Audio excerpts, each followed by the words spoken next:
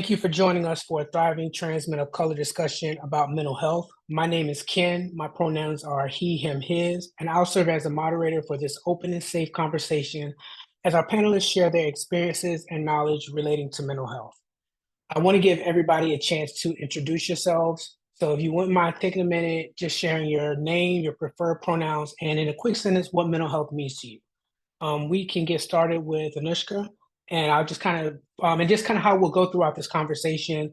It'll be easier if I kind of call someone's name and then that person speaks. If you want to raise your hand or something like that, that's cool. I'll do my best to try to acknowledge everybody that I see. Is that cool? Awesome sauce. Anushka, you can go ahead and give us your name, preferred pronouns, and what does mental health mean to you in a sentence? Hi, Anushka. My pronouns are they, them. I identify as a trans non-binary gender fluid person. I'm from India. And this is an honor and to be able to participate here. And yeah, thank you for this space. Are you ready? Yeah, I'm ready. All right, let's get your name, pronouns, preferred pronouns, and what does mental health mean to you? All right, my name is Zion. My preferred pronouns are he, him.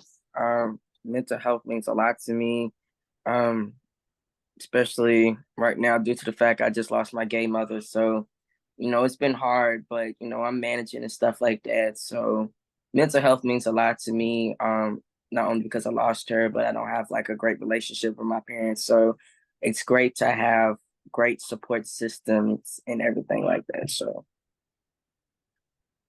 Sorry for your loss. I'm sending you a virtual hug right now, man. I'm very sorry to hear that. I know that can't be easy. Yeah. Are you ready? One day at a time is what they say. Sometimes it's only 1 minute at a time. Anthony, are you ready? Can you give us your name, preferred pronouns, and what mental health means to you? Hi, everyone. My name is Anthony Daniel. My pronouns are he, him, and his. I am the secretary for the board of directors of Flux AIDS Health Foundation. I'm a city commissioner for the Trans Advisory Board for the city of West Hollywood. And I'm all around just associated with just about every single trans agency in Los Angeles, North, South, and East and West. I'm also a Monarch for Thriving Transmen of Color. Shout out Mel Howard. I have a strong issue with like self-harm. So my mental health issues are you're a high functioning person, right? I started off this conversation with like, yeah, I'm clearly high functioning. And then I'm ending it with, what does mental health mean to me? A lot, everything. But I think we'll get into that as the panel goes on. So what's up, Sean? Oh man, I feel kind of I'm a little stressed right now. Just moved in my place. Sean, he, him. Mental health is everything to me. I go through a lot, and I just got done battling homelessness. You know what I'm saying? We just moved into our place, so it's like everything. Congratulations, Man. It literally took so long to get in here. People don't understand that. What else is this? I don't know. That's pretty much it. I try my best to let people know what it's like to be. I don't want to say at the bottom. You know what I'm saying? But like, I'm poor. And a lot of people don't understand what poor really is. So when it comes to mental health, I deal with that a lot. I see it a lot. I deal with it a lot. And I want to try my best to be more proactive as opposed to just trying to survive, So that's real. I want to take a moment and say that this is a safe space. So if there's something that comes up, if you need a moment to pause, just say I need a moment to pause. If it's something that you're like, you know what, that's too close to the line, I want to step back, I don't really want to go into that, it's okay. This is a safe space. If it's something you want to go further and share, you're more than welcome to, okay? Cool. So a lot of the conversation that we'll have today will be framed by an article that Dr. Callie Cyrus did she wrote an article for the Journal of Gay and Lesbian Mental Health. And she did a lot of work with LGBTQIA plus persons of color and their mental health. So that's where a lot of some of the questions that we'll talk about today are coming from. just to start off our conversation, Dr. Callie Cyrus says that members of multiple minority groups, such as lesbian, gay, bisexual, transgender, and queer people of color, are more likely to be exposed to experiences that influence mental health circumstances.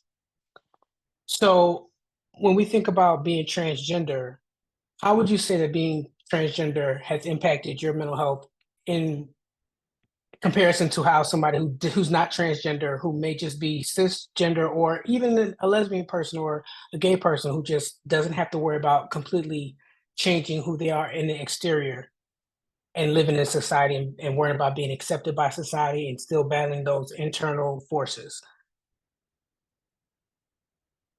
I will start with Sean. Me, I feel like when it comes to finding out that I'm not crazy, finding out who I am was the most freeing thing in the entire world for me. Like Mhm. being told all the time, you too manly, you too manly, you all this. When I tell you finding out, realizing, understanding who I am was the best thing for my mental health ever. I mean, I deal with depression. I deal with anxiety. I deal with a lot of other things, but knowing that I am who I'm supposed to be, that I didn't have to keep trying to be somebody I wasn't, was saved my life, saved my entire life, and I'm free to live as I am, and that makes me happy. But then again, I realized a lot of people don't feel that, and since they don't, I kind of get a. I'm not really active in the community. I kind of stay to myself because I hear a lot of complaints about, and my biggest complaint is not a complaint. My biggest complaint in the community is I don't understand what's going on and why things are going the way they're going, because I don't know. I feel normal now. At one point in time, I felt like something was really, really wrong with me, and now I feel normal. I mean, now I feel I'm at my normal, and I don't know. It seems everybody else is doing a transition. I'm just kind of living. So it's one of the best things. Being transgender was knowing who I am is one of the best things for my mental health ever. I'm still dealing with the other stuff I'm dealing with, but when I temper with knowing who I am, I'm good. Okay, I can respect that. What about you, Zion? How has being transgender impacted your mental health? Would you say the same thing? Because what I'm hearing Sean say is something that I feel like I can relate to.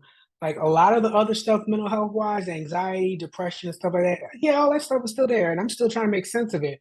But the one thing that's always made sense was I know I'm a dude. So once I was able to put the medicine and make that exterior match what I felt like I saw when I looked in the mirror, that's the one thing that made sense. Can you relate to that, Zion?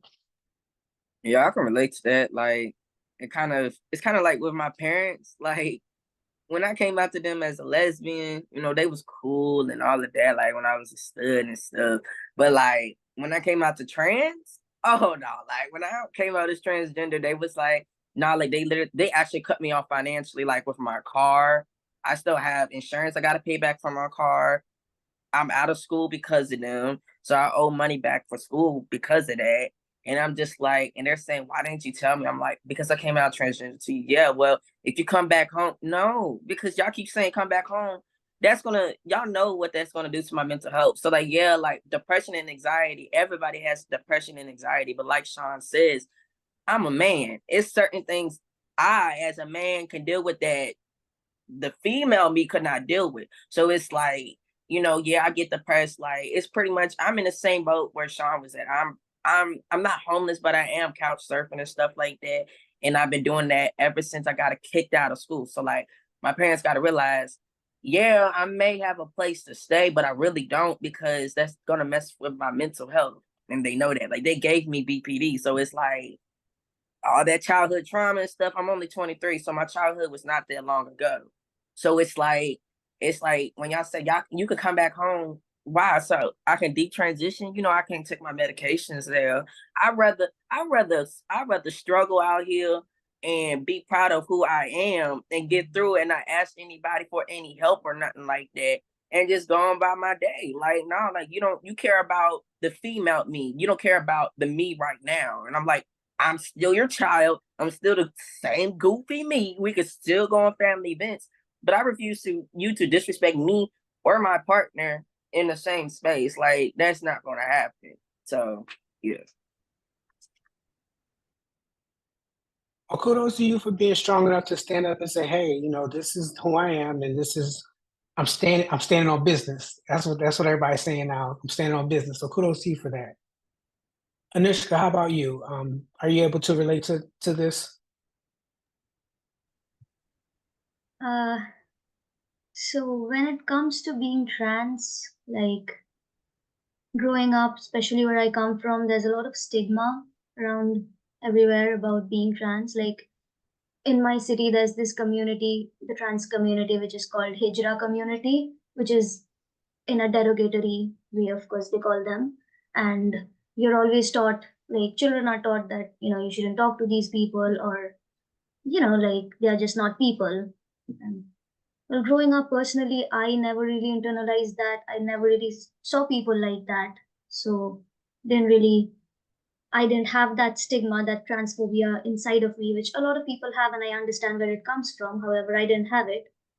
However, the thing is that I'm non-binary, and the exposure or the representation that I have seen in media is that, like people transition from female to male or male to female. However, I didn't really see anybody like me who just doesn't align with any of it, because I'm gender non-conforming. And for me, it has been a very personal journey, and I've done most of it alone. Uh, and I'm very recently coming into the online space and uh, joining these spaces where there are other trans people as well. But most of my personal journey, I've done this alone. However, when I realized that I was trans, it didn't cause any shame or guilt in me, because it was liberating, and I was proud to feel that way, that I am trans and there's nothing wrong with it, and that despite everything that people say, that it makes me feel liberating to to identify as a gender fluid person, to identify as a non-binary person, because I don't have to adhere to the norms. Now, for me personally, I was always that sort of a person growing up who would challenge the norms, even if people around me would not be doing that, even if people around me would be scared of society and all of those bullshit. But uh, when I realized that I'm trans, and when I realized that I'm non-binary, uh, in a way, it has been liberating. However, uh, one of the biggest challenges that I face is the dysphoria, because I was assigned female at birth and I don't identify with that, and I don't align with that. My identity doesn't align with that. Once again, it's not about not me not being female, it's about me being non-binary, and where I don't have to choose, where I don't want to choose. However, every time, like people I'm surrounded by, when I came out to my parents as trans, it was something very intimate that I shared, very personal that I shared. However, it was completely invalidated. And even though I had informed them about my identity, and I didn't ask for anything, I didn't ask for their emotional support, because I never really got it growing up, because of, a lot of reasons, of course. However, the minimum that I asked for was the basic human decency and, respect, which I think everybody deserves. And I wasn't asking for a lot, of course. I didn't ask them for financial support for my transition. I knew that they would not. I was always prepared for that. I knew that I have to do it on my own. However, when you're constantly misgendered and um, invalidated, and when you're constantly made to feel that you're not real, it creates this sense of dysphoria, despite the work that I've done, especially in my mental health journey, because I have been, I was diagnosed with BPD, I was diagnosed with major depressive disorder, I was diagnosed with panic disorder and multiple other disorders, and I also am a suicide survivor, and I have a history of self-harm and substance abuse, and I was doing all of that. That was fine. However, to not be acknowledged as a person, and to be forced to, forced into this box that you're a woman, even when you're not, because it's a matter of identity, which does not really depend on an external person. And for me personally, it didn't really matter what people thought of me. Like, if people thought that I was a woman, or if people thought I was a guy, or whatever it is that people thought, because my identity is mine, and it's personal, it's intimate. And if my coming out was more of an acknowledgement to myself of who I am, rather than declaring it to the world. However, when it comes to my parents, it was something that I thought that, they're my parents. I mean, at least my birth parents, right? So, just being honest and just sharing who I am, just being authentic, just that, because I'm so tired of pretending to be someone that I'm not, and yet I'm forced to, just to survive. And I've been living in this survival mode for so long. So, yeah, I'm done with it, I guess. I just don't want to put up with it anymore, and I just don't want to be silent anymore. I just don't want to shut the fuck up anymore. So yeah, I guess that's what it is. Well, I can admire that resilience. I can definitely admire that. Anthony, I know you stepped out and just stepped back in. Thanks for coming back in. How has being transgender impacted your mental health? Oh, so I grew up as a little black and brown girl in a predominantly white school. I know that where I grew up, it was like a small town where it was just like mostly staunch right-wing conservative. But because I was not raised by my biological father, I didn't really have much roots to like my African American ties. So I grew up with my mom, who is Mexican, and I grew up like speaking Spanish. So Spanish, being a Spanish speaker and a dark-skinned Spanish speaker, right, is something hard. Looking back and realizing that like I went through being, a little girl of color growing up. I didn't transition until I was about like 22 years old, right? I'm 30 now, and time has taught me so many things about what trans was far before I even knew what trans was. And I think that my journey, I guess specifically, is kind of interesting because like and I use my legal name as my drag name now. But I grew up Amanda Victoria. And I've always loved my like my like the name that I was given. And it's crazy too, because like what Amanda Victoria means is love victoriously. And I grew up all my life being surrounded by like this like brilliance despite any kind of bullying I ever faced. Like I got bullied as early as like 5 years old. Going through like being over like looked as like sexualized as early as I started going through puberty. I was like 11, 12 years old. And then finding my like gender identity, I wouldn't find until about 22 years old. But like finding out that I was queer in general was something that was like, it was always there. It was always confusing to me, as a matter of fact, why other people didn't see life the way that I did. Because similar to what Anishka was saying, like about like, you're going on about life just being like, why don't you care about each other a little bit more? Why can't you be better parents? Why can't you be the better friend? Why can't you do the right thing according to what love says, not even what the law says or what random persons say, but rather what does your heart say? And my heart had always known since as far back as I can remember that I was different, especially with my mental health too, because I suffer from bipolar disorder, and that's something that like I'm pretty sure I was born with because like it's just my emotions have always been very extreme. And so um, dealing with that, and finding my gender identity and finding my, like my sexuality, my sexual preference, my, my orientation, how I express myself, outwardly, and even how drag fits in all of this has been something that it's just all one big intersectionality that like I'm finding the scary parts of it, yes, but also the beauty in it, because I feel like especially with me again in the drag stuff. Like, I thank you. When I started doing drag, people were really confused because not even just the fact that like, oh, well, you're a trans man, you're being a drag queen, and I gave, and this is the best way that I explain this to people. I gave like the woman in me, because again, like I have my experience from the day that I was born till 22 when I realized, oh shoot, like I'm a man.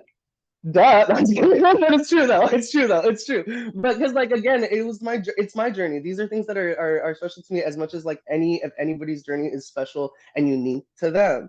It is just a matter of perception and how you choose personally to make the change, to be different, be better. So like the way that I fit this into drag is that instead of like, you know, I guess like burying myself or calling it my dead name, because I don't really call it my dead name. Like I call it my drag name now. And I gave the woman in me a place to shine where again, no politician ever, especially in my circumstance where again, I'm very visible in Los Angeles. I'm not an influencer. I'm an activist. I'm somebody who I'm not oh, I have fans. No. And that's considering I sing on the trans chorus of Los Angeles. I've been on countless stages. That's not what it's about for me. For mental health reasons, being able to sing, project my voice in a way this is my art right here. That's me. This is all I have. The second that this is taken away, I don't know how I'd be able to sing, but I still have a feeling that even in my own thoughts, I'd be able to project an emotion that is genuine. And that's what I'm really truly pulling out of me.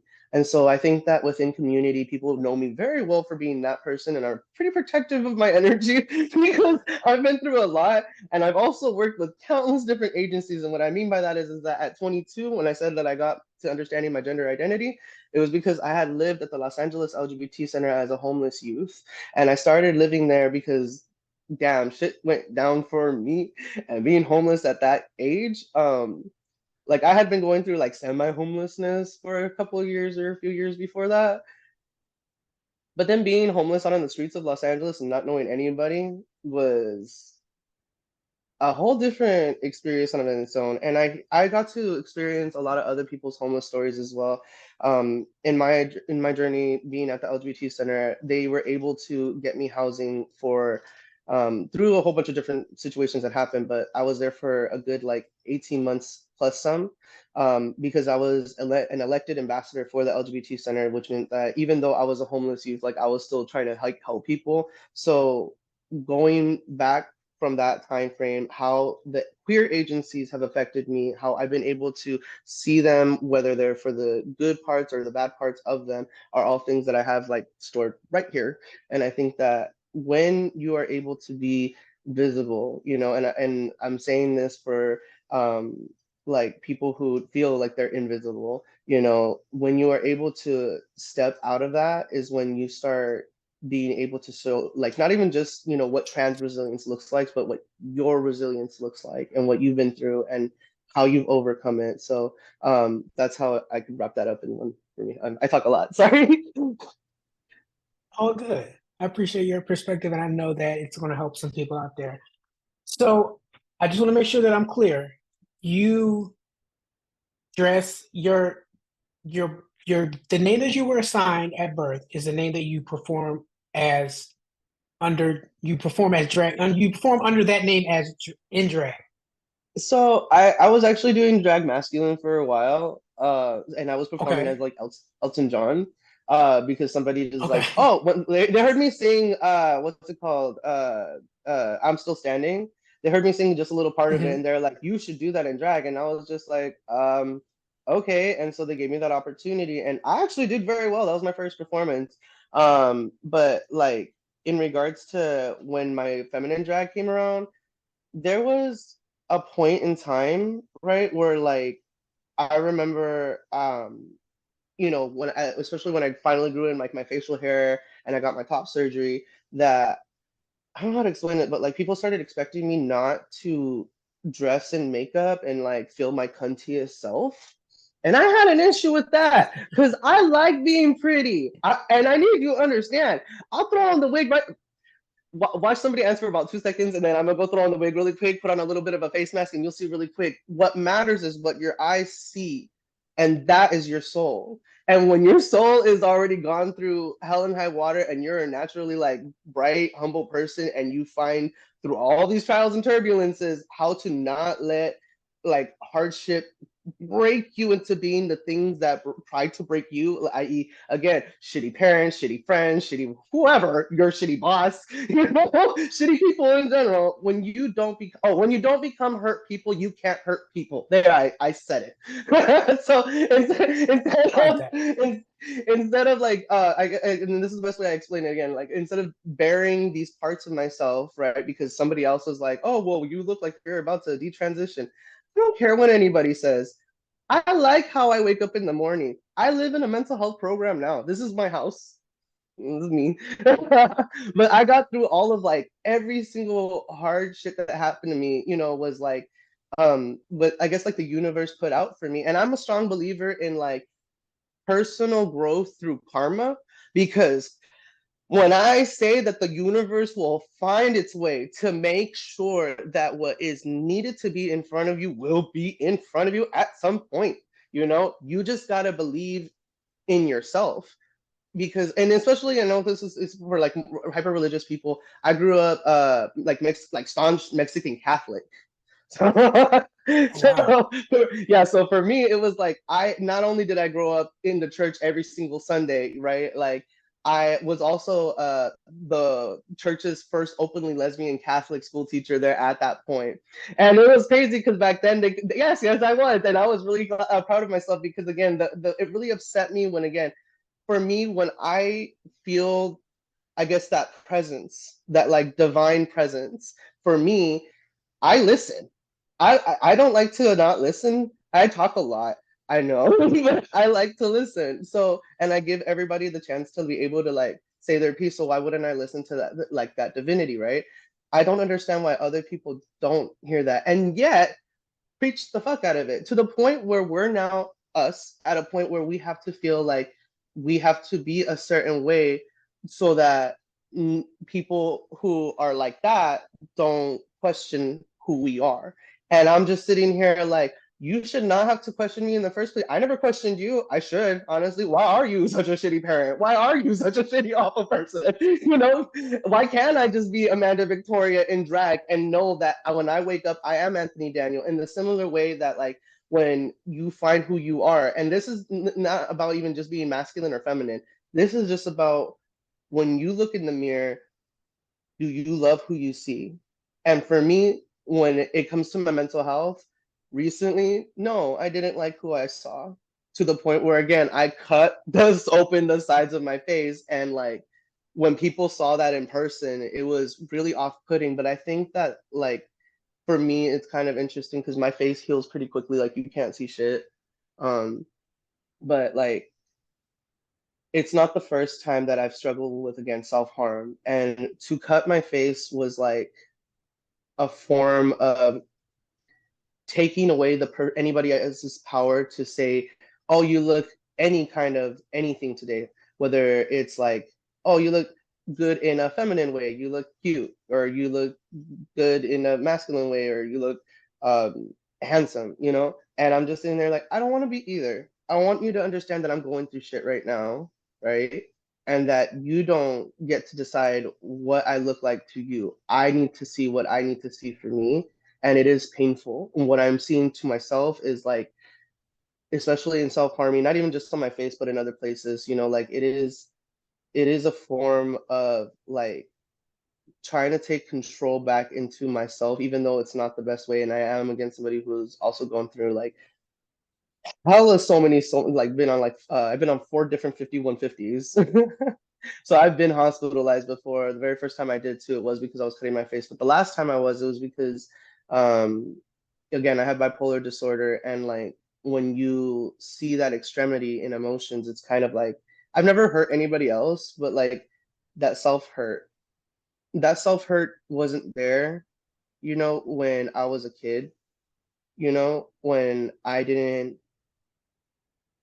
didn't think that, and when I didn't know yet how neglectful the world was going to be of me, and try to beat away the things that made me feel supportive, like having a trans community, having queer friends, having allies, having the, I don't know, it sound like a terrible thing to say, but like the when Harry Potter, and he's like remembering all the good things before he can do an expecto patronus, like that, those things.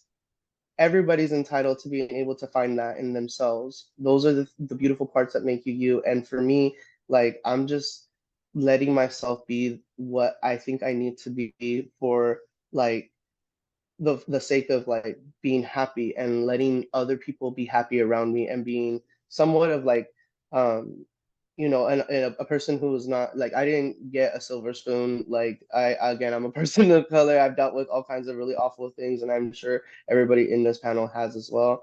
But it's a matter of just being yourself, right? And again, having the faith in yourself, the belief in yourself that you don't have to become the person who hurt you. You can be actually the person who did something right by another person, and be right by yourself, even if you're at your worst point, like me cutting my face. Like, one of my friends always tells me to, as long as you're still breathing, like, I know I can make sure you're okay. Like, as long as you're still breathing, you can still fight. And the second that you stop, that's when neither you or any other external force can bring you back.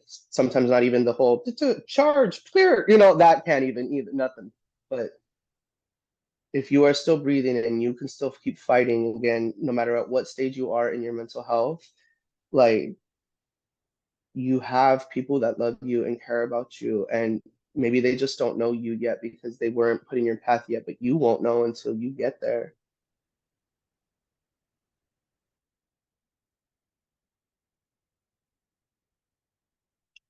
That's real. I want to continue on with some of the article that Dr. Callie Cyrus shared. She goes on to say that international research demonstrates the experiences of stigma-related prejudice, discrimination, and victimization frequently characterize the lives of lesbian, gay, bisexual, and transgender individuals. Such experiences have been linked to a wide range of negative outcomes, including psychological distress. Researchers demonstrated high rates of suicidal ideations among LGBTQIA plus populations, and has linked this to negative experiences resulting from stigmatization. LGBTQIA plus people are especially vulnerable, with many experiencing harassment in school, home, work, and community settings. High rates of psychological distress are frequently observed, and these individuals are more likely to attempt and complete suicide than their heterosexual counterpart. I would like to pose a question to the panel. Have you dealt with suicidal thoughts in the past? How have you handled them, if you were able to handle them, or if you had to have an intervention, if you would like to share that story? We'll start with Zion. Yeah, I've dealt with suicidal thoughts, suicidal attempts. Clearly it wasn't successful. But I'm glad. But yeah, my suicidal thoughts really stem from my parents, and how I've dealt with that was when I stayed with them, it was really but so much I could do. I tried to be as active as I could in school and stuff like that, so I wouldn't have to be at home as much. And by the time I come back home, I'll be tired and be like, just got done with my track meet. I just got done with basketball or ROTC event, and I'm tired. And then wake up the next day and do it all over. But I will say, after I graduated high school, like, I made it. I was like, no, I'm not going to any colleges around here. I am leaving. So I went to a school 4 hours away from them. And I would say, like, my junior year of college is when I moved out and was like, I'm getting an apartment on campus. And they're like, what? And I'm like, yeah, like, y'all really.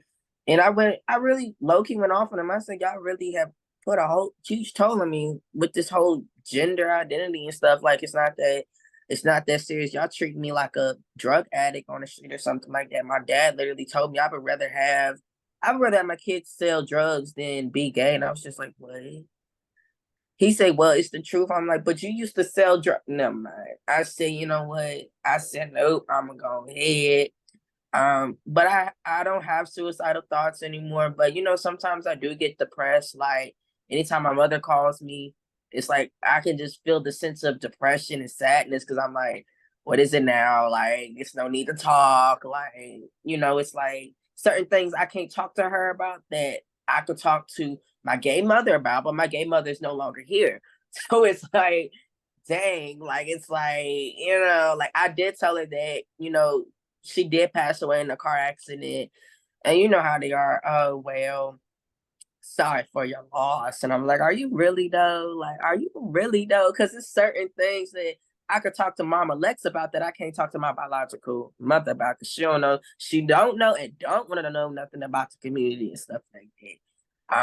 But yeah, the suicidal thoughts I've had that like in my younger years. I haven't experienced any lately due to me being on Lexapro and stuff like that. Like, the medication's been helping out and everything, and the support system in the queer community. So yeah. Okay, because I have a question about how important do you think having a support system is when you're transitioning and going through transitions in life and grief and things like that, because you're dealing with a lot right now. And shout out to the medications because they can be Right. lifesavers. But Look, I take my own medications for bipolar and depression, so I understand. yeah, so like with the support system being trans, like, TTMOC, I'm part of that. Like the transgender support groups, not so much just the LGBT, but something that really goes into just the transgender standpoint of stuff. Due to me being homeless, it's been hard for me to stay actively on hormones.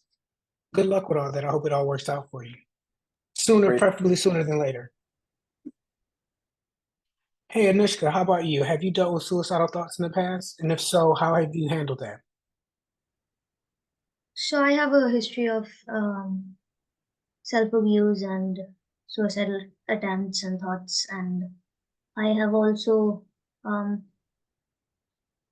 so basically I started self-abusing for fun. I used to choke myself, and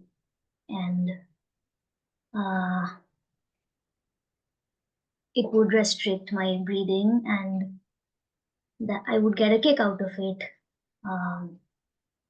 It was my own way of, like Anthony said, trying to have some control over myself. I felt so much out of control, like that. I was made to believe, of course, that I don't have any control over myself, or I don't have any power over myself. And so what happens is that everybody, like humans in general, are subjected to multiple layers of conditioning ever since we are born, right? Like there's the generational conditioning, there's the social conditioning, there's the religious conditioning, there's the political conditioning, there's the parental conditioning, there's the gender-based conditioning, and there are multiple conditioning that we go through. And ultimately what happens is that the final layer of conditioning that I believe is the most dangerous is the self-conditioning. It's when we believe it. It's when we believe all that the world is telling us. Because what happens is that we are made to believe that we don't have any power when we inherently, all of us, every individual has personal power. Through all of these layers of conditioning, the system convinces us that we don't have any power, that we have to rely on external sources for everything, really, for validation, for acceptance, for acknowledgement, and everything. And we forget that we have our individual power to be able to choose. When we believe all the things that the world tells us, we end up conditioning ourselves. That's the final layer of conditioning where, like, for instance, if you're growing up and say you're curious and you ask a lot of questions and you're told by your teachers or your parents and everybody around you that you shouldn't ask so many questions, or that you talk too much, or that you shouldn't you should just stay quiet because the grown-ups need to do their things. And what happens is that these people, when they grow up, they end up believing that maybe they are too much, maybe they talk too much, or they have too much to share and they shouldn't. However, the reality is that nobody is ever too much. And see, the thing is that what we believe in is what turns into reality. When we believe that we are less, we settle for less. So I think it all starts with our mindset. How are we going to perceive the things? Like, for instance, if you're always thinking about how you're going to fail, you're always going to be perceiving the things that are going to lead you to failure. Similarly, when you focus on all the pain, you only manifest more. Because yes, initially it's not your fault. Like, for instance, there are many reasons that I am suicidal or have had suicidal thoughts. Ever since I was a kid, I have been subjected to sexual harassment and also a lot of paranoia, which has been carried on through my parents. And like, I was made to believe that the outside world is unsafe. So, you should always stay indoors. However, that didn't really save me, right? So wherever I would go, so what happens is that when you're subjected to like many forms of trauma, because trauma can be in many layers. Like, it can be like, for instance, if my parents personally, they come from poverty, and they were homeless at some point, and however, they did their best to try to provide for us in the physical sense, to be able to provide shelter, food, clothing, and all of that, the basic physical necessities, in order to, sustain us. However, in the course of, and which is why I understand that it's not their fault, that they don't understand the emotional needs also that a child has, because it's not just about physical needs that a person needs, right? It's also emotional needs, like how to regulate your emotions, or how to accept your emotions, how to understand what you're feeling, how to give a name to it, how to process it, and then also how to release it. Because what happens is that when you're holding on to all of these things, all of these trauma, or all of these emotions that you don't know how to express, because as a result of patriarchy, you're taught that you should be suppressing your emotions, and that vulnerability is weak, that kindness is weak, where you have to be a man. However, being a man is not really about being toxic, right? Or uh, uh, so basically what happens is that when you are not being able to release these emotions, and for you to be able to release these emotions, you need to actually process them. And if you don't do that, if you can't do that because of the lack of resources or because of the lack of guidance, all that energy, all that toxic energy gets stored in our body, and that manifests into other things like mental illnesses, physical illnesses, and all sorts of diseases that happen all over the world, right? Which is why so many people are depressed, so many people are anxious, because, for instance, when a child is feeling sad, you're told, it's fine, you'll be better, don't cry. Why? I mean, if you're feeling sad, then it's only natural for you to cry. Or if somebody's feeling angry, all of these negative emotions, apparently negative emotions, we are taught that, you shouldn't be angry, or you shouldn't be sad. You can't, because you're not given the safe space for you to actually feel all the emotions that come up. Because whether it's a positive emotion or a negative emotion, you should be allowed to feel all of it. When you're not allowed to feel all of it, it manifests into personality disorders, it manifests into mental illnesses. Like, I personally have BPD because I cannot regulate my emotions. And however, I've been in therapy, and for me personally, the initiative to go to therapy or seek mental health help from mental health professionals, it was always voluntary, because I knew that I had to figure it out. And I knew at that point that I couldn't do it on my own. However, I did not trust people. I didn't want to rely on people who are not professionals, which is why I seek the help of professionals. And even in that, there's a lot of stigma when it comes to mental health in our society, because if you tell people that you're depressed, or you take some sort of medication because of your mental health, that you have anxiety, or if you're having an attack, whether it's an anxiety attack, a panic attack, or if you have hallucinations or whatever it is, society thinks that you're crazy. And there's all the stigma around it. Like, for instance, I personally faced that. My parents used to tell me that, if anybody asks you, where are you going, just tell them you go to the doctor. Don't mention it's a therapist or that it's a psychologist or a psychiatrist, because, that then think you're crazy, right? But however, I think after all the things that I've faced, all the things that I've gone through, it's only natural for me to have these reactions. It's only natural for me to feel pain. It's only natural for me to feel hurt.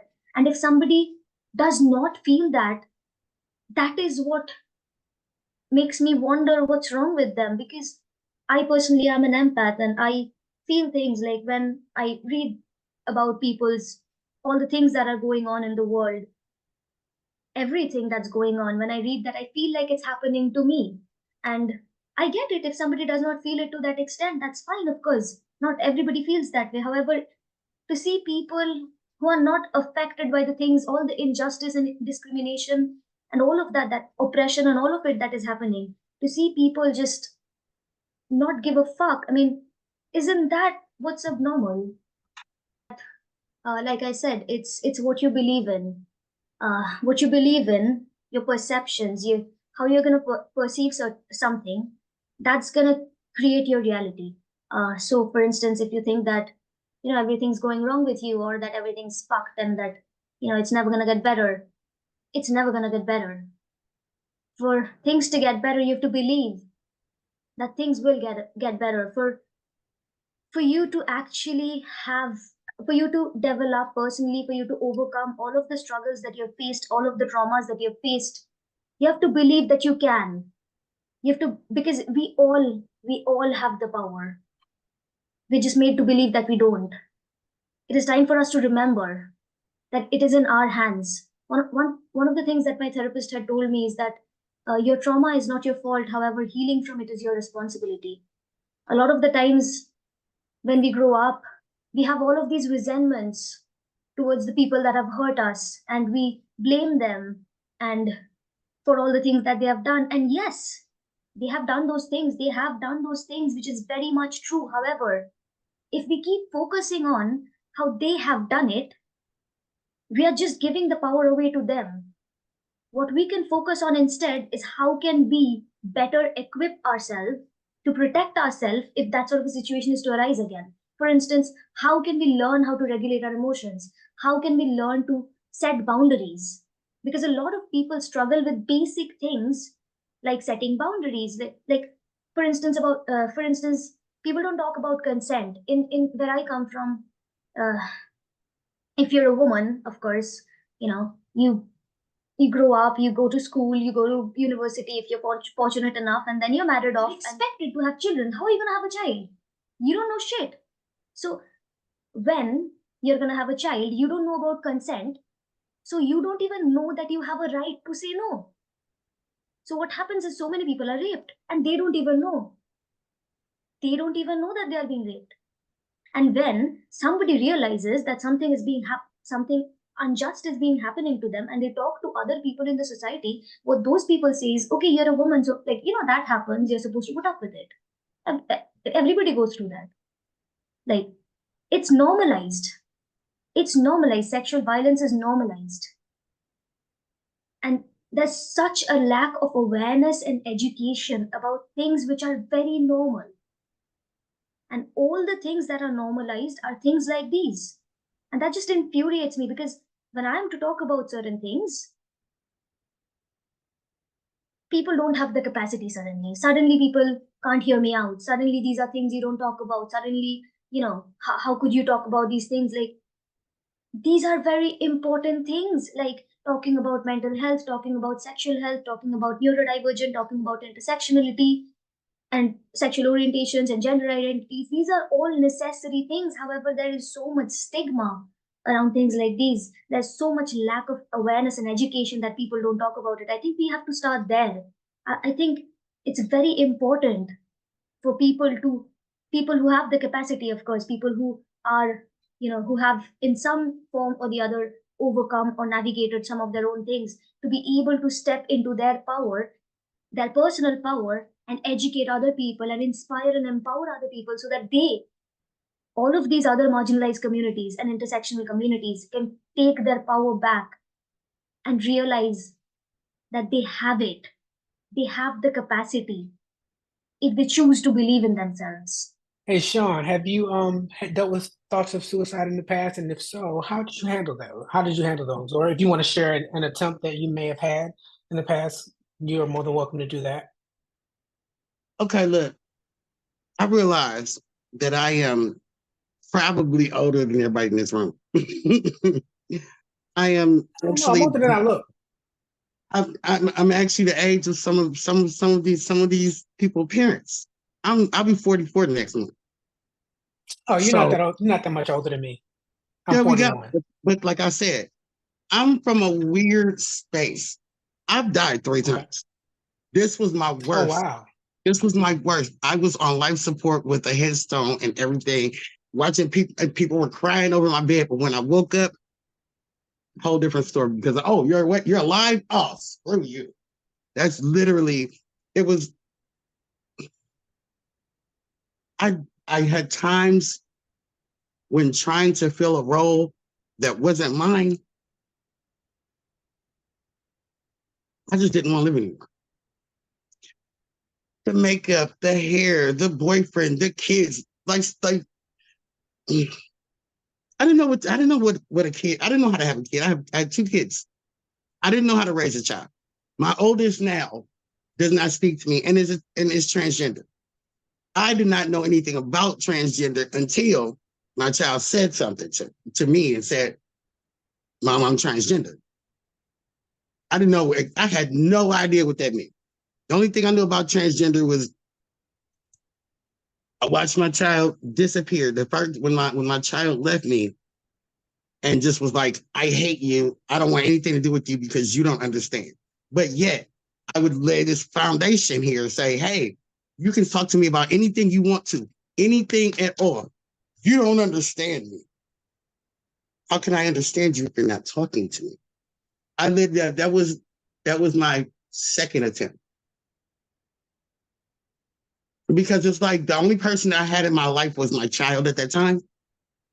And I thought, oh, I got more in common with you. I'm understanding what my child is telling me so I can understand transgender. And I'm like, that sounds interesting. I may be in there too. But I've had 3 attempts. None of them, apparently I'm still here, so it didn't work. I still to this day have thoughts of not wanting to be here. There are no attempts anymore because I believe in a higher power of the universe, spirit, supreme being, spirituality, fate, all that, deity, whatever, because I can't leave this planet for nothing. So since I can't leave, I'm going to stop trying and try to deal with what's here. That doesn't mean I don't want to be here. That doesn't mean I do want to be here. That doesn't mean I want to stay here. What it means is no matter how hurt I get, no matter what kind of miscommunications happen with me, no matter how alone I am, I have to take responsibility for it and deal with it. Even if it's killing me, literally killing me, like liver problems, heart problems, killing me. So, and I don't want to deal with I want there to be a solution. But sometimes there's not a solution. It's just me going forward. I want to send a virtual hug to every person that is here right now. Because I hate to hear young people saying they don't want to be here. I remember being that age, and like I said, I headstone and everything. They unplugged me and waited for me to die, and I didn't. And there's resentment because of that. Someone tells me I still owe them $500 for the headstone. So yes, I've gone through it, and I continue to go through it. And all I can do is just go to sleep and breathe the next day. I have no choice. Even when I tried to do something, there was nothing I could do. I must be here for some reason. I have no idea what it is, but every single thought, every time that thought does cross my mind, I do stop and acknowledge it. Unlike I didn't do that before. I just be like, oh, I want to go. Okay, let me find some way to do it. I've gone through drug addiction, which I'm still kind of fighting right now. I've gone through homelessness. I've gone through every single kind of abuse that could possibly be done. And none of that killed me, and I couldn't kill me. So apparently I'm going to have to learn, maybe my mission here is to show people how to not die, because I just can't seem to get that done. It's not that I want to now, even if I don't want to be here, which is a weird kind of thing. Even if I don't want to go through what I'm going through, because I know who I am, I don't want to die. Because there may be one other person out there that might do it. And to see me and be like, oh, well, if he can do it, I know I can. That's what keeps me going. I have curled up on the sidewalk. I've had people throw stuff at me, and all I just want to do is sleep. And I wish I'd say, why can't I just overdose? Fentanyl overdose. Why can't I just go? You know what? It's not my place to say I can go. Even though I don't want to be here, it's for me, I guess, to fight through that and find some way to get through it. Even if I have to go 5150 myself. I know when I'm over my head. I know when I could always just go and get this drink or do this drug or just really yeah. I know what I can do. I know which one will put me out, but every time I make an attempt, my path is harder. So instead of attempting, I just acknowledge that I feel really fucking crummy right now. And when I feel crummy, I need to do something about it. A lot of these years have taught me that just because I don't want it don't mean it don't exist. That just means I have to do something about it. If I choose not to, then I don't. But if I do, and I always do, because I wake up the next day, the next thing I could do is just breathe. And just be here. Just be here. Just exist. Because somebody's just looking at me existing and you're like, I don't know how he doing it. But if he can do it, I can. There are people that have literally seen me drugged out, sleeping on the corner by the post office. But those are the same people that are watching me right now sit in my apartment with a sense of well-being. So, I mean, yeah, I've dealt with it, and I'm keep dealing with it. I'm pretty sure I'm not done feeling that feeling, because this world is not nice. And being in these kind of situations right now, because right now I'm very uncomfortable, because every time I try to stick up for a parent, I get that look. So I'm uncomfortable in this situation right now, because I'm feeling like maybe I shouldn't be here. I wasn't gonna say anything about it, but I am. I actually was thinking about leaving, but I'm gonna sit here and sit through it, because I want to see. I'm too old and too young for this. So I don't know. I don't. I'm not gonna say it's at that situation, but you know, it's happened. It'll happen again, and if I don't get through it, maybe then I don't. I won't care if I don't get through it, but I do care when I do. Something about getting through that moment makes me a little bit stronger for the next one. Is it? Man, I just want to say, even when you feel like you're at the end of the rope, man, I just want to say thanks for still holding on. Even if you're just grasping at it with all you got, thanks for still holding on. Real talk. I really mean that. Sending a virtual hug right back at you. Hey, Anthony, you want to share a story with us about a time when you dealt with suicidal thoughts? Um, I So I tried the last time I tried killing myself, I made 3 different attempts. It was last March. So it's been about a year, yeah. And there was a friend of mine who was telling me the conversation we had. She was telling me how I could never do something like that. And she was kind of like annoyed, right, with the fact that I tried killing myself to the point where she was telling me that I need to stop being annoying. She was like an older sister, so she had that attitude, right? 3 months later, no, it was a little bit more than that. So mine was in March. She committed suicide in August. I know it's crazy, right? Like because hers was a fentanyl overdose. Sorry to hear And that.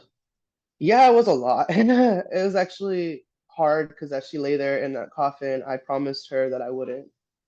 So that was really hard for me because I've tried killing myself several different times in the past, but this last one, it was real because it took her. It was real because suddenly I couldn't hear her voice anymore. Suddenly her voice was only in my head now. And it's scary because like she's a trans woman and she had just come out of prison when I had met her. And she had a really amazing story too. And I gotta watch so many similar stories like hers happen where especially like trans women of color being, murdered, but this was different. The statistic for us, for our suicide rates, for people who are more transmasculine presenting, the suicide rates are so goddamn strong that I understand why she laughed at me and was trying to get me out of my head that day. That she called me and said that she couldn't, how she could never do something like that. But you forward to the moment where her man is now telling me that her attempt, that was actually her second that week.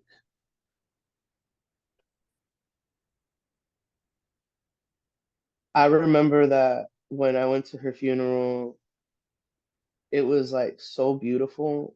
Like, I know it doesn't sound crazy, but like, it felt like a wedding. I know it sounds weird for me to say that, but it's just like you could feel her energy. It's like something about her not hurting anymore.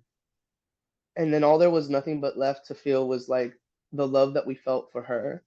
So when you are in that position to take your own life, right? It is such a very powerful thing because you don't know what's going to be on the other side. The people who love you will. And shit, even some of the people who hate you will. But you can't. Your energy lingers. The beauty of who you are will linger. That's what I've seen. That's what her death taught me. That's what her suicide taught me.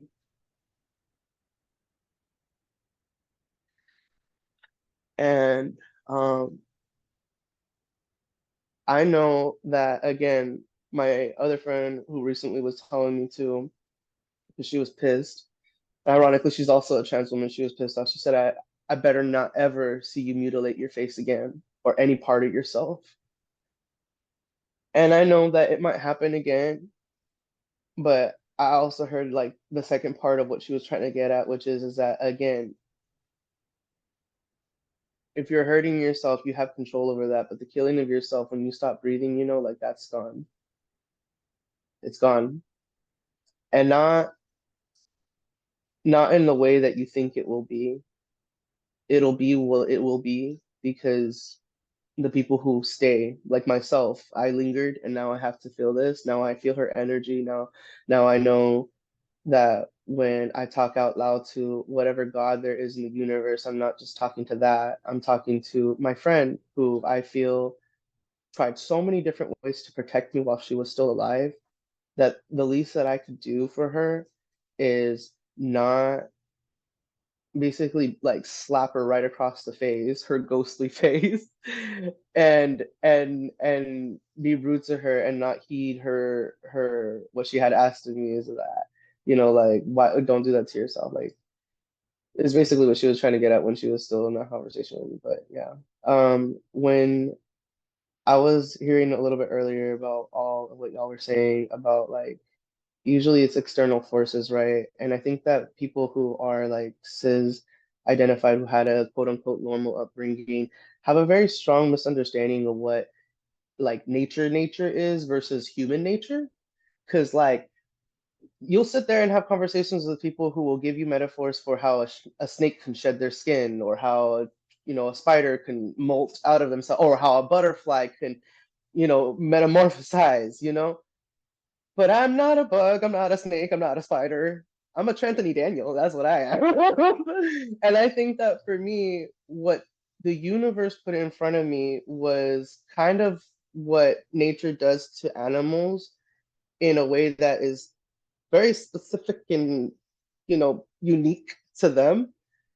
In the same way that a spider can't understand, or a snake or a butterfly cannot understand what is very specific and unique to me, you know? But I think that when you look at human nature, right?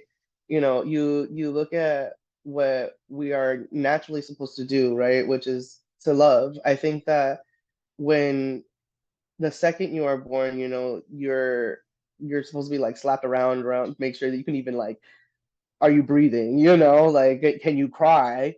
You know, it is because the only thing that is always going to be human, and it's always going to be life, rather, is reactions. When a cadaver, a body, an object stops moving, it is no longer alive. When something stays still, that is right, an inanimate object. That's what that means. When you are animate, right? You have now all these different things that are coming your way, but like the suicide part, taking your own animation away. The reason why I feel that, like, again, for me, my journey, it's kind of necessary that I went through what I went through to be in this space, to have the right to say what I need to say, or to say what I feel, is because that journey was unique to me.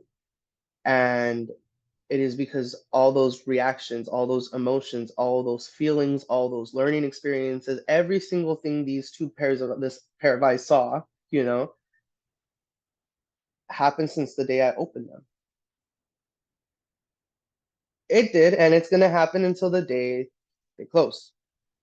Or I'm like, you know, obliterated by something, then I won't know. But ideally, right, when we die, you're either, like, put to rest by your family, is like what I think why, when my friend committed suicide, her funeral felt like a wedding, because I feel like her energy was there, being like, if she was ever going to be in a church like that, a Catholic church no less, that she'd be recognized for Okay. the woman that she is, you know?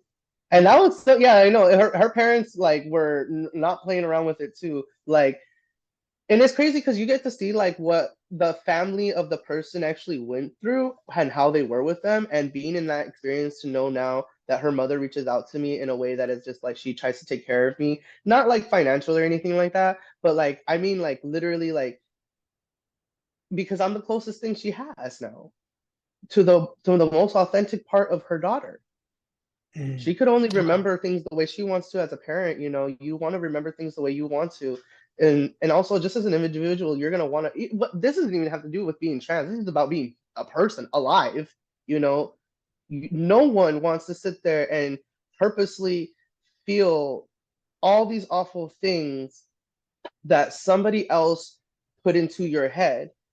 If those things were not put into your head, I'm pretty sure by nature, your own human nature, your own reactions would rather be to be happy. And if you're not feeling like that, and that was something that was already since you were a kid, there was like something where you're just kind of like, I don't feel emotions, I'm sociopathic, right?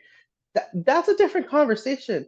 But that's such an uncommon thing. I mean, it's more common amongst people who were raised by like people who don't have that sensitivity, who unfortunately are in positions of power that cause people like me who don't have that position of power to not be in that position of power, to make the change that we need to be able to give people like us the chance to breathe, the chance to move, the chance to not feel these awful things, to not feel like in this position that we are in where we want to be inanimate objects, or just not objects at all, or just not exist, you know? And I'm hearing all y'all stories where I'm just like, again, that alone, that pain that you carry makes you a legion, is what I was like, I always felt, you know? What I feel right now, this hurt, this pain, it cannot possibly be just me carrying it. I am not Atlas. And I'm not Sisyphus either, carrying up this thing all the way up and just to be pulled back down. I'm not, I'm not there doing this for nothing. What I am is, well, geez, if honestly I'm gonna make the Atlas, metaphor for this, I think what I am is what Atlas is carrying, no?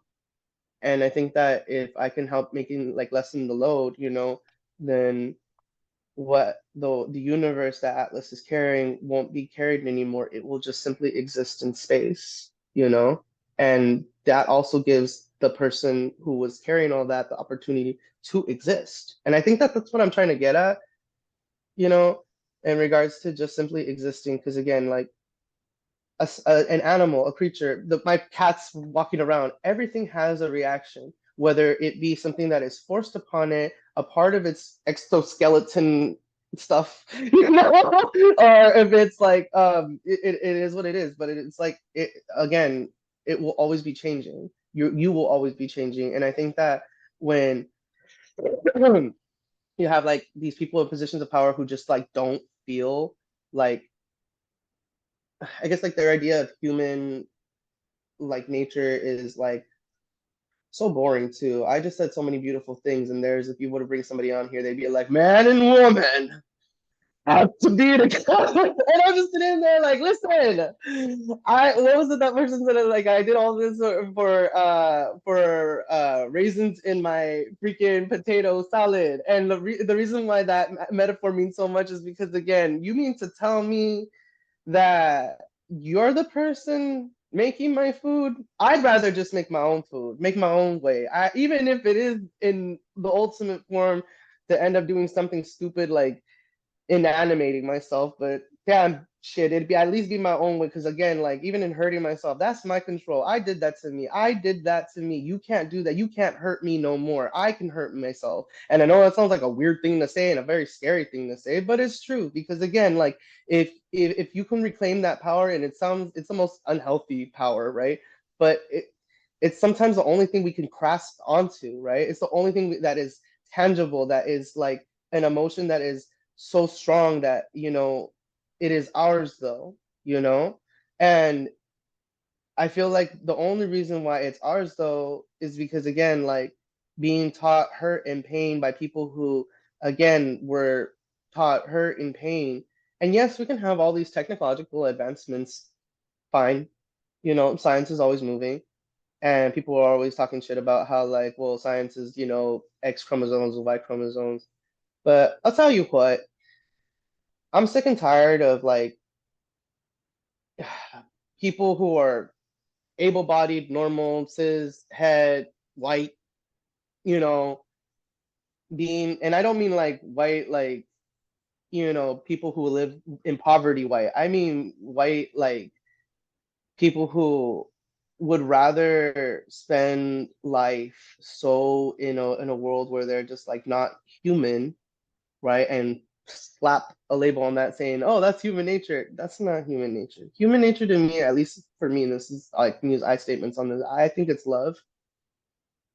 It's love. It has to be, because I know it doesn't sound crazy, but again, like even in creatures, love still exists, right? Even in the spider that is just, a spider, you can still have them as pets, and like have like an understanding of how like a symbiotic relationship, right? things that don't seem like they'd have emotions at all somehow end up having emotions. Why can't people who don't have emotions have emotions? I feel like if I feel like if like I could go into the brains of like my parents back then when they were upset with me, being like, "Oh, you can't be queer. Oh, you can't be that." It's because they were going through their own shit in their own head. It's because the people who put that shit in their head were going through their own shit in their own head. So again, that's where does the cycle end? And I don't think it should end with like suicide, at least not anymore, especially seeing now what that really felt like, and especially because sometimes I feel when I do hurt myself too, because again, like it happens, when I do hurt myself, I can feel my friend just, being annoyed with me, being like, kind of like Edward Cullen in fucking Twilight when, he appears to Bella in like spirit form where he's like, don't do that. Don't do that. If you're gonna hurt yourself, that's one thing, but don't fucking kill yourself because I do not want to see you in this form with me. I need to see you here where, at least for me, I know that she always cared about me and loved me and knew that she could talk to me that way where it was like, you're so annoying. You know?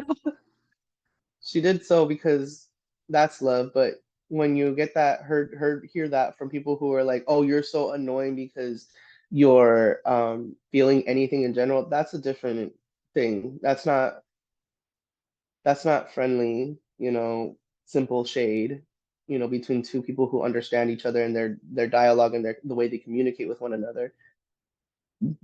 That's the different form is bullying. And I think bullying is often like a reason why we end up feeling like we have to hurt ourselves or have to reclaim that control is because like in I guess the deepest part of our minds, we're trying to feel what they feel as well. Do you feel good when you bully other people? Because it seems like that's how you got your way to the top, no? I mean, I'm not talking to y'all, and I'm just saying the general you know, like of people like that how does it make people who are in these positions of power feel good that right now you're having not a genocide but an extermination of a whole fucking people out there in Gaza, like in the place where biblical Jesus went through, and you're still saying talking shit about the Bible. I think that a biblical Jesus, like historical Jesus, not even just like Jesus that people created, but I mean like historical biblical Jesus were to come back to life or whatever and be able to talk. I first think that I know this sounds funny, but I think Jesus was trans. I genuinely believe Jesus was a trans man. I think that if you see life like that, you start realizing that why, Mary's story is so kind of important because the thing about what we can do with our bodies when you are born with a working, and I mean functioning, um, reproductive system to be able to carry the actual child, right? Whether you are trans or cis. Just I meant the idea behind having a baby now within a womb, like that creation of life, right, is something so sacred, right? That no one understands. Then this is not like a pro choice pro what, because I am pro choice, but like I'm saying that like when you are in that position, or I guess like when we were born, right, you don't know what's going to be out there yet. And so I understand, and this is why I'm pro choice. I understand that when you are the person carrying, right, that you have your right to be able to know how that even happened. But in a, like let's say like in a not extreme circumstance where you feel like you are not a person who is able to be a parent or be like if you are in a circumstance where you know that that child is going to come into fruition and like be existing, why the fuck would you let it live just to bully it? You know, why would you keep a child alive just to treat it like shit, to have it grow up, to have it have this much trauma, right? To be an adult now and then try to stand up for people who again know that they can't be able to provide a good, I guess, like parenthood, and yet we have shitty parents. So I remember growing up being like, the first time I was just like, I wish I didn't exist, or I wish I was never born, you know, because like I didn't think there was anything sacred about me, you know. I didn't think there was anything good about me. That's why I said it, right? I didn't think that there was anything worth anything of value about me. That's why I said what I said, or felt the way that I felt. But I guess looking back, like I can see that what my mother carried, right, was something that, I'm a bastard child, so by religion, standards, I should not even exist at all. But I'm kind of beautiful, and I think that there's so many people, especially when they can be their most authentic selves, are beautiful. And I think what's ugly is the outside of not wanting to feel anything, the people who don't give a fuck. And it's not even just about, like bad parenting, because like, um, you can have parents that did good or did bad. I just meant like on an individual basis. Like, what are you feeling? What are you thinking? How are you thinking this? Why are you thinking this? And in the portion of creating life and having it and or being able to support it since it was a child, being a parent, calling yourself a parent, is something that it has to mean more if you are in that position. For myself, like again, I don't have kids, but I got 4 cats, and I try to do my best to take care of them because again, you know they rely on me and I love them and they love me. And that's what love is. Life is love, but if I were an abusive like pet parent, right, where I was like smacking them or, because I talk to them like kids. Sorry, I do. I talk to them like people. Like cats are very like they're smart as fuck.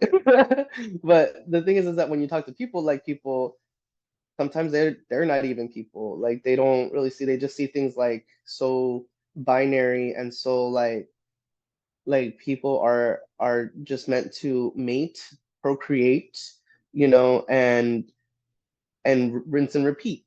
And then what are you raising though? What are you who's the person that you're creating? Because if you as a person created, are trying so hard that you wake up every single day to be like, let me just see how I can destroy people's lives, and you put on your suit and tie and you call yourself Trump, you know,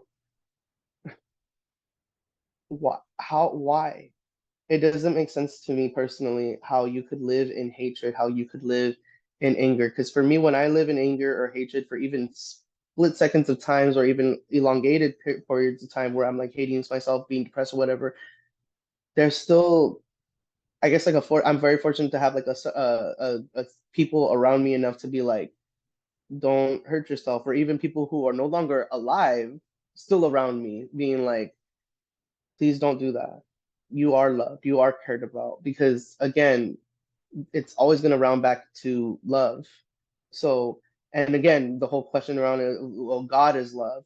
If God is love, then I think maybe the reason why people can't process the way that I do is maybe because they have something else wrong with them, in a way that they're like hateful. And I mean, I won't necessarily down people who are Satanists, but like whatever the negative side of what, human feelings are, because that manifests somehow, right? Like you have, I know that's kind of stupid and like a very like silly, goofy segue into something that I'm gonna bring right back though, but like ghosts and stuff, the idea behind that, like angry spirits that linger, um they linger because they're angry, because again, anger is such a powerful fucking emotion. Hatred is such a fucking powerful emotion. But again, just like how I said earlier about the Harry Potter analogy, where I'm like, everyone also still has to remember that in their brain they can do that expecto patronus fucking spell, and they can feel all those wonderful things because that also exists inside of you. So the way that I see it is, again, like love and hate are beasts, and the one that grows is the one you feed.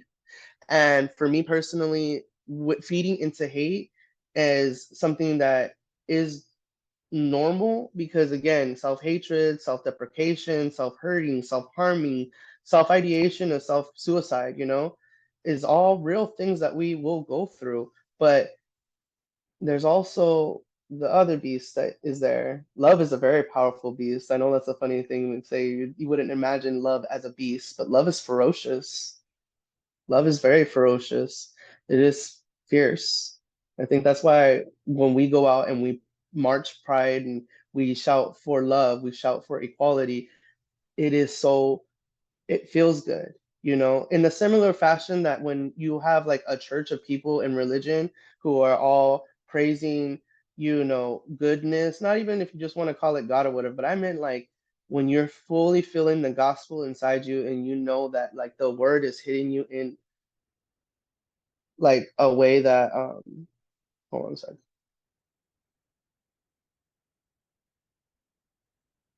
Sorry. I got a call really quick. It's trying to cancel me out of here. But like I guess what I'm trying to get at is that like when you feel love inside you and other people feel love inside them around them and it's surrounded, you know, that is like a beehive of just like everybody being able to like communicate well in a positive way. And I think that that is something that is absolutely necessary and is also very obvious in our community. Okay, I and agree I'm with gonna you stop on talking. that. Sorry, I talked a lot. But you made some very good points, so I appreciate it. I definitely think we can take some information away from what you said. So I want to ask one final question before we close out. Everybody's definitely given some powerful insight, and I got to give another virtual hug to everybody because we all have our own struggles. Some of them we're fighting a similar battle with our mental health. We've shared some insight, some stories. Some of us, like I said, we're fighting the same battle. So the fact that you guys can come on here, show your faces, and share your stories, it's not easy. So I appreciate each and every one of you for being vulnerable and for being open and honest. The final question, and really quick, Zion, I know that you said that you have to go. So if you're unable, I'll call on you first. But if you're unable to answer it, you can type your answer in the chat and I'll read it. The final question is, what is one piece of mental health advice that you would give to another trans person who may be struggling with their mental health? Zion, I want to call on you first, but if you can't talk, then just type your answer in the chat box. Are you able to talk? Yeah, I can talk. A piece of mental health advice I would probably give is if it's anything that is negative to your mental health, let it go. Like I don't care. I don't care if it's your mother, your dad, your sister. I don't care. Like you can love people from a distance. Like that's literally where I'm at in life right now with my biological parents. Like I still love y'all. Of course, I still love y'all. Y'all my first love. But um, if it's anything to damper my mental health, especially being the grown man I am today, then like yeah, I gotta go. So that's um that's one advice that I will give to protect your mental health is that if it's anything that's grown you to be the person that you were destined to be or you are, you gotta cut them dead branches and stuff and grow another garden, man, grow another different family. So that's what I can say. Appreciate that. What about you, Initially? What's one piece of advice that you would give to someone that's trans or non-binary or gender non-conforming regarding their mental health? And she had just come out of prison when I had met her, and she had a really amazing story too. And I gotta watch so many similar stories like hers happen, where especially like trans women of color being, you know, murdered. But this was different. The statistic for us, for our suicide rates, for people who are more transmasculine presenting,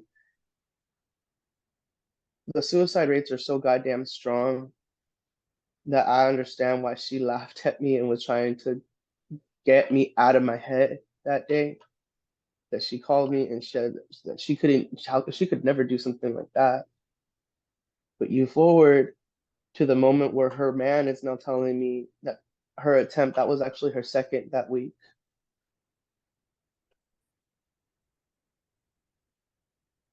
I remember that when I went to her funeral, it was like so beautiful. Like, I know it doesn't sound crazy, but like, it felt like a wedding. I know it sounds weird for me to say that, but it's just like you could feel her energy. It's like something about her not hurting anymore. And then all there was nothing but left to feel was like the love that we felt for her. So when you are in that position to take your own life, right? It is such a very powerful thing because you don't know what's going to be on the other side. The people who love you will. And shit, even some of the people who hate you will. But you can't. Your energy lingers. The beauty of who you are will linger. That's what I've seen. That's what her death taught me. That's what her suicide taught me.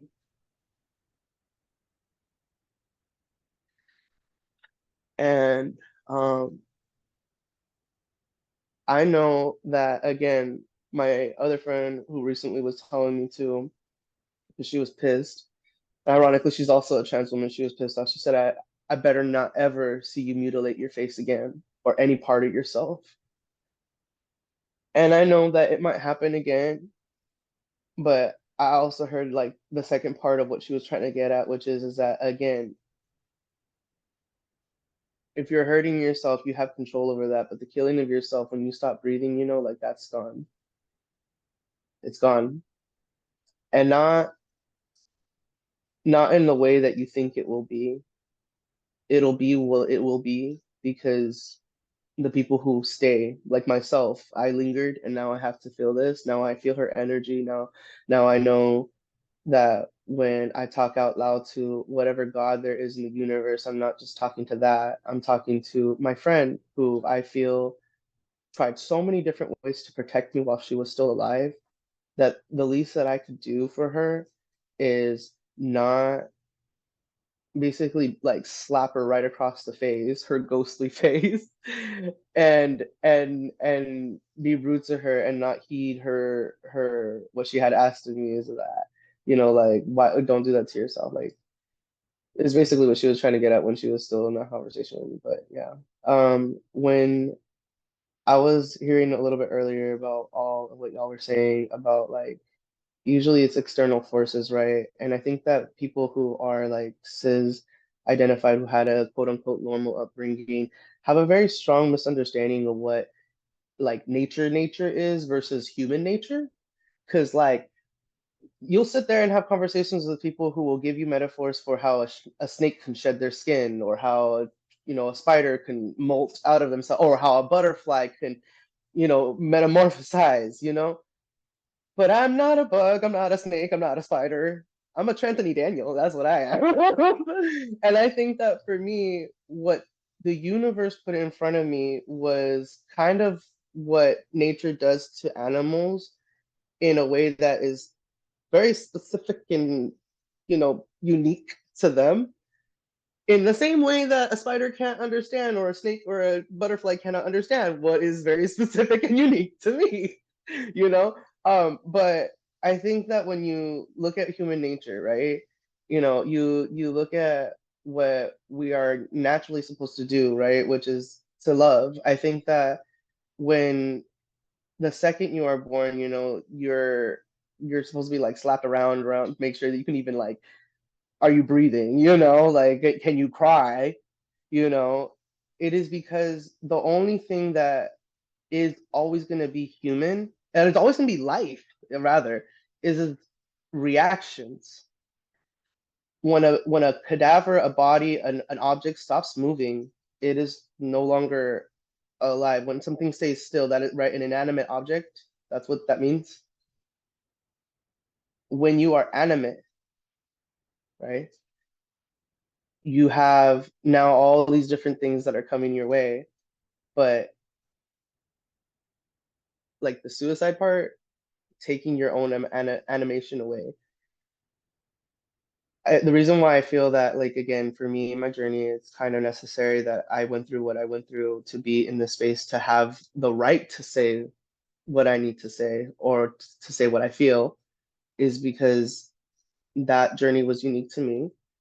And it is because all those reactions, all those emotions, all those feelings, all those learning experiences, every single thing this pair of eyes saw,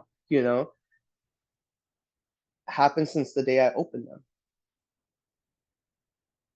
It did, and it's gonna happen until the day stay close.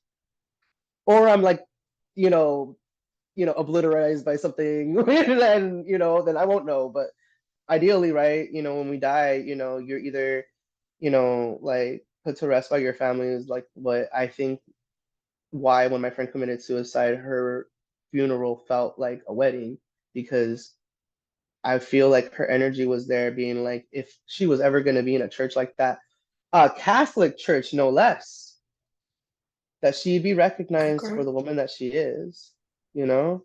And that was so, yeah, I know her parents like were not playing around with it too. Like, and it's crazy because you get to see like what the family of the person actually went through and how they were with them, and being in that experience to know now that her mother reaches out to me in a way that is just like she tries to take care of me, not like financial or anything like that, but like I mean like literally like because I'm the closest thing she has now to the most authentic part of her daughter. She could only Wow. remember things the way she wants to as a parent. You want to remember things the way you want to.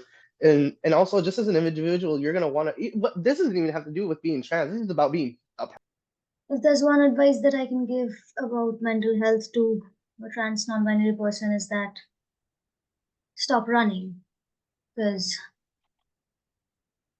we all have our fears and a lot of us are in denial about a lot of things because of a lot of reasons.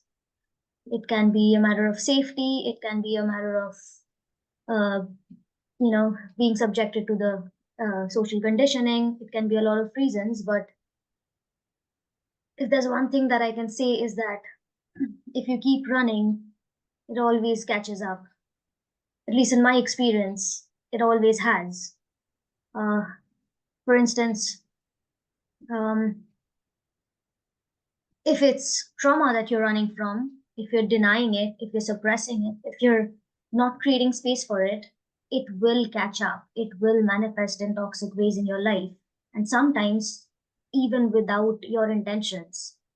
So, yeah, if there's one thing that I could say is that stop running and acknowledge what you're feeling and try to isolate what you're feeling from all the emotions attached and sort of try to zoom out and look at it from an analytical point of view.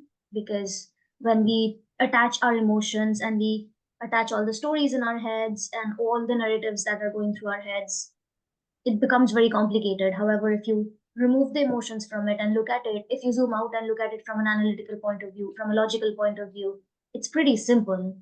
You know who you are. And another thing is that you have all the answers inside of you. You don't need to look outside.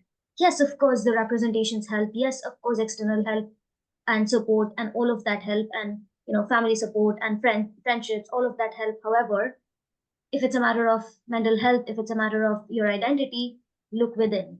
You have all the answers inside. I like that. Stop running, look within. I like that. Sean, how you doing over there? If you had one piece of advice to give to someone, what would it be? It would be close to it. I guess I would say it's gonna happen. Whatever it is, whatever you're going through, like we said, don't run, go through it. Anything you go around, you're gonna approach later. So go right on through it. What a country song said, if you're going through hell, keep on going. You find I forget the devil. You get out and put the devil even knows you're there. Just keep going. Just go through it. Acknowledge it.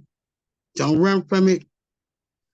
Oh, and if you hear something you don't like, realize that person sees that as true. Just because you don't like it doesn't mean it's not their truth. Just like they don't like what I'm saying. That's my truth. There's something in that can help me. Even if I don't like it. I might not like you, but I defend to the death what you have to say. Just because I don't like it doesn't mean it's not true. It just means it's not true for me. That's it. Okay. And what about you, Anthony, closing us out? What's one piece of advice that you would give to a trans person that may be struggling with their mental health? I would just say love victoriously. I know that things are never going to be easy, and when I first came into the queer community, even in acceptance and in support, people would tell me the phrase, it gets better. I never liked that phrase because it doesn't get better. You get stronger is what happens. In my experience, that's all I've ever seen. You get stronger, and that strength honestly is dependent on who you are as a person. Can you love victoriously? Because if all you can do is hate victoriously, I guess, that's not really a life to live. You're not really living. You're you're just hating, and I'm not sure. I'm still trying to figure out in my life what that is and why, you know? Some steps of the way I've been able to find justifications in like how people have treated me and why, you know? But, everyone's journey is unique to themselves. And then I just want to say that phrase right there, to love victoriously. So we got Zion said, let them go. If they're not serving your purpose, a good purpose in your life, let them go. Anishka said, don't run from it. We're not running from it. Sean said, go through it. Anthony said, love victoriously. I love it.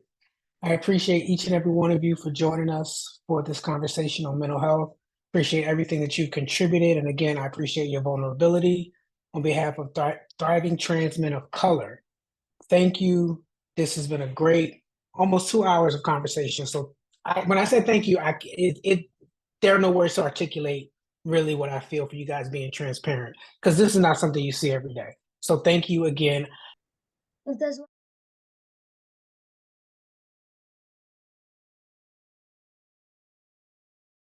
Hit me like a ton